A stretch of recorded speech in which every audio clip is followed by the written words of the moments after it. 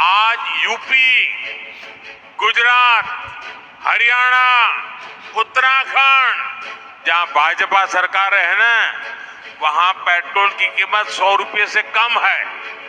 लेकिन बिहार में पेट्रोल 107 रुपया, राजस्थान में 108, तेलंगाना में 109, केरला में 110। क्यों? हेलो दोस्तों, आप सभी का स्वागत है आपके अपने यूट्यूब चैनल पर। जैसे कि आपने मोदी साहब का इंट्रो में भाषण सुन लिया होगा कि कौन से राज्य में किसके कारण है वो तेल में बढ़ोतरी है या 100 के पार है। तो साहब, मणिपुर, त्रिपुरा और मध्य प्रदेश, तीनों में आपकी सरकारें हैं। तीनों में पेट्रोल है वो 100 प्लस है। मध्य प्रदेश में 108 रुपये, जो आपका त्रिपुरा है उसमें 100 रुपये ही मानिए आप, 99 रुपये 80 पैसे प्लस है उसके अंदर। और ऐसा ही हाल उनके एक दो राज्यों में और है वो देखने को मिल रहा है। लेकिन जो ये मोदी साहब आज छाती ठोक के कह रहे हैं कि भारत में बीजेपी विपक्ष के जितने भी राज्य हैं उनके अंदर पेट्रोल के दाम है वो इतनी तेजी से बढ़े हुए हैं। तो आप पहले आप ये चीजें देख लीजिए भी इतनी इसमें कितनी सच्चाई है मोदी साहब कह रहे हैं। पेट्रोल और डीजल के जो दाम हैं वो दो ही चीज़ों के ऊपर निर्भर करते हैं, एक तो सरकार के टैक्स और दूसरा क्रूड ऑयल कच्चे तेल की कीमतें। सबसे पहले हम कच्चे तेल की कीमतों की बात कर लेते हैं। कच्चे तेल की कीमतें 2014, क्योंकि जो बेस मेट लिया जाएगा वो 2014 और आज के बीच का ही लिया जाएगा। 2014 में कच्चे तेल की जो कीमत थी वो 110 रुपये प्रति बैरल थी। कितनी थी? 110 रुपये प्रति बैरल। और आज वो घट के कितने रुपए है? 70 से 72 रुपए के बीच में प्रतिदिन आगे पीछे होती है, वो 70 से 72 रुपए के आसपास है। तो जो भी विश्व गुरु या फिर जो भी भगत ये कहते हैं कि 2014 से 2023 का टाइम आ गया, टाइम चेंज हो गया, वो तो रेट भी बढ़ने चाहिए। वो ये बात याद रखिए भी कच्चे तेल के दाम हैं वो घटे हैं न कि बढ़े हैं। उसके विभिन्न कारण हो सकते हैं, कारण कुछ भी हो वो एक अलग बात है, उसमें भी आपकी सरकार का कोई योगदान है या फिर जो है वो नहीं है।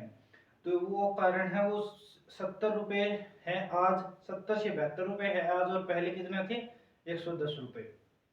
बीच में जब 2010 और 2010-11 के अंदर रेट थोड़े से चेंज हुए थे, मतलब 50 से 70 की तरफ आए थे, तो उस टाइम का कारण था भी जो कच्चे तेल की कीमतें हैं उसको में 140 रुपये प्रति बैरल डॉलर हो गया था, जिसके कारण ये रेट है वो बढ़ते हुए में नजर आए थे। तब ये सुपरस्टार अमिताभ बच्चन साहब हों, अक्षय कुमार हों, अनुपम खेर हो, या फिर जो लोकल आदमी है वो भी, सबने ट्विटर पे और अन्य स्थानों पे जहां जहां कुछ कह सकते थे उन्होंने तेल के बढ़ती कीमतों को लेके एक तरीके से आंदोलन जैसा किया था, या फिर सरकार को मजबूरन इस प्रकार के कार्य है वो कि तेल की कीमतें बहुत अधिक बढ़ चुकी है, इसको अब घटाना चाहिए, इस प्रकार की बातचीत है वो चली थी। तो उसके बाद में तब की यूपीए सेकेंड ने एक रास्ता निकाला था बॉन्ड्स का, और सरकार ने 1.43 लाख करोड़ रुपए के बॉन्ड है वो विदेशी बैंक या विदेशी कंपनियों को देके भारत में तेल है उसको सेटल किया या फिर कम रखा था। उस बॉन्ड को भारत में आगे पे करना था, मतलब मोदी सरकार को उसमें पे करना था।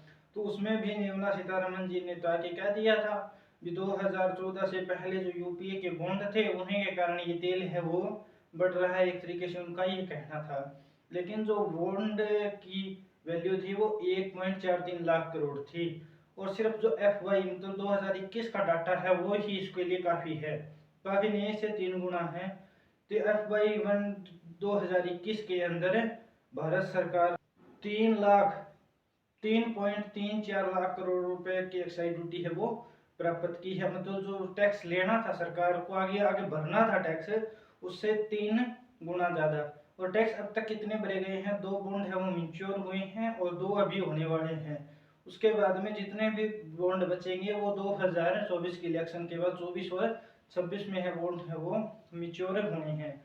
तो ये भी जो बॉन्ड थे उससे 3 गुना, तो आपने सिर्फ 2021-21 के अंदर जो कलेक्शन था उसका 3 गुना तो आपने उसमें ही कर लिया था। तो इसमें बॉन्ड की जो समस्या है वो आप छोड़ दीजिए। तो कच्चे तेल की कीमतों में जो डिफरेंस है आपको सिर्फ वो ध्यान रखना है। यहाँ पे 110 रुपये से आज कच्चे तेल है वो सिर्फ 70 रुपये प्रति बैरल है, प्रति डॉलर बैरल है वो दिखाई दे रहा है। तो जो सिर्फ इस बात का तर्क यहाँ खत्म हो जाता है कि 2014 से 23 में आने के लिए आपने 9 साल का सफर तय किया तो उसमें महंगाई तो बढ़ेगी, लेकिन जो तेल का मामला है वो उल्टा हुआ है। उसमें कच्चे तेल की कीमतों में भारी गिरावट है वो देखने को मिली है, लेकिन सरकार ने इसके बाद क्या किया वो देखिए। सबसे पहले है मनमोहन 2014 से पहले कच्चे तेल के ऊपर जो हमको तेल मिलता था उसके ऊपर टैक्स सरकार का कमाई का जरिया या फिर दूसरा तरीका जिससे रेट है वो डिसाइड होता है वो है टैक्स। सरकार कितना टैक्स लेती थी आप अब वो देखिए। मनमोहन सिंह के समय सरकार जो टैक्स लेती थी पेट्रोल के ऊपर 9 रुपये 48 पैसे, पेट्रोल पे 9 रुपये 48 पैसे, और डीजल के ऊपर थे आपके 3 रुपये 56 पैसे। पेट्रोल पे टैक्स लगभग 9.5 रुपये और डीजल के ऊपर 3.5 रुपये का टैक्स है वो लिया जाता था। इसको हमने दो भागों में तोड़ा है, 2021 तक और 2021 के बाद से 23 तक का। इसका कारण भी हम आपको बताते हैं। 2021 में केंद्र सरकार ने पेट्रोल के ऊपर लिया लगभग 33 रुपये 32 रुपये 90 पैसे और डीजल के ऊपर लिया 31 रुपये 80 पैसे। कितना ज्यादा हो गया। इसके बाद में मोदी साहब ने घोषणा या केंद्र सरकार ने घोषणाएं की, दो अलग अलग टाइम में 13-14 रुपये टैक्स है वो कम किया गया और आज वर्तमान में 19 रुपये 90 पैसे पेट्रोल पर और 15 रुपये 80 पैसे हैं वो डीजल के ऊपर आज भी टैक्स के तौर पर लिए जाते हैं। तो जो सरकार ने बीच में घपला करके या फिर एक बहुत ही बड़ी मात्रा में टैक्स कलेक्ट किया था उसको पीछे छोड़ दें तो भी आज 3-3.5 रुपये से 15.5 रुपये के आसपास है और 9 रुपये से लेके 19 रुपये मतलब 10 रुपये टैक्स हम फालतू है वो दे रहे हैं। वो टैक्स कहाँ जा रहा है ये केंद्र सरकार है को बताना चाहिए। इसमें एक सबसे बड़ा रोचक किस्सा है वो ये है कि जो पहले यूपीए के टाइम में आप 100 रुपये का पेट्रोल लेते थे तो उसमें 63 रुपये का प्योर आपको पेट्रोल मिलता था, बाकी आपके पैसे टैक्स में या दूसरी जगह पे जाया करते थे। वो स्थिति अब बिल्कुल रिवर्स हो चुकी है या बदल चुकी है। आज वर्तमान में लगभग आपको 40 रुपये का ही पेट्रोल है वो मिलता है, बाकी 60 रुपये के आसपास है। तो 40 से कम रुपए का आपको डीजल या पेट्रोल मिलेगा, 60 रुपये के प्लस में आपको वो पैसे हैं वो टैक्स में जाते हैं। तो मोदी सर आप किस प्रकार कह रहे हैं कि ये केंद्र के नहीं राज्य सरकारों की जिम्मेवारी है। सर आपकी कौन सी जिम्मेवारी है, आप कह के निकल जाते हैं, इस बातों के ऊपर कौन कहेगा। निर्मला सीतारमन जी बॉन्ड है वो किस प्रकार से लिए गए थे, कितने के बॉन्ड थे और एक ही साल में आपने उस बॉन्ड को किस प्रकार मिनिमाइज है वो कर लिया है। हाँ दूसरे कुछ लोग कहते हैं कि कोरोना में जो वैक्सीनेशन किया गया था सिर्फ पेट्रोल में ही इतने रुपए बच गए थे कि उससे डबल वैक्सीनेशन नहीं, भारत में एक बंदे को 4 वैक्सीनेशन लगाते उसके बाद में पैसे भी भारत सरकार के पास है, सिर्फ इसी में बच जाते।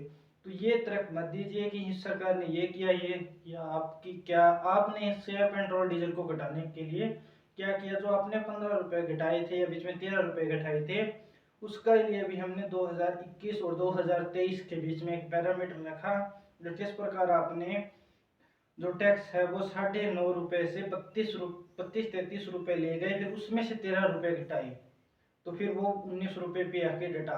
धन्यवाद दोस्तों, इसी प्रकार के वीडियो देखने के लिए हमारे चैनल को लाइक करें, सब्सक्राइब करें। धन्यवाद।